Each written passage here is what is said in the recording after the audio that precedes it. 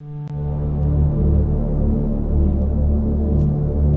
my grandmother was a wonderful person. She taught me how to play the game Monopoly. She understood that the name of the game is to acquire. She would accumulate everything she could, and eventually she became the master of the board. And eventually, every time, she would take my last dollar and I would quit in utter defeat.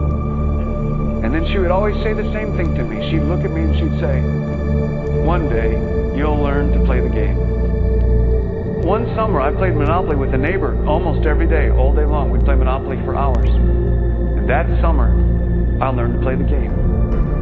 I came to understand the only way to win is to make a total commitment to acquisition. I came to understand that money and possessions, that's the way that you keep score. And by the end of that summer, I was more ruthless than my grandmother. I was ready to bend the rules if I had to win that game. And I sat down with her to play that fall. I took everything she had. I destroyed her financially and psychologically. I watched her give her last dollar and quit in utter defeat. And then she had one more thing to teach me. Then she said, "Now it all goes back in the box." All those houses and hotels, all the railroads and utility companies, all that property and all that wonderful money.